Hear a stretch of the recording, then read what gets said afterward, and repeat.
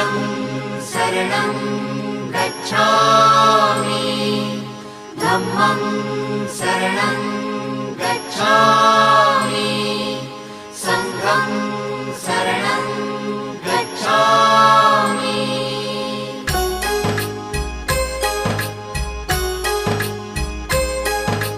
बुद्धं शरणं गच्छामि धम्मं शरणं गच्छामि संघं शरणं गच्छामि त्यागमूर्ती तू शांत चित्त तू योग रूप संसारी दया प्रेम अन मानवतेचे प्रतीक तुझी ईश्वरी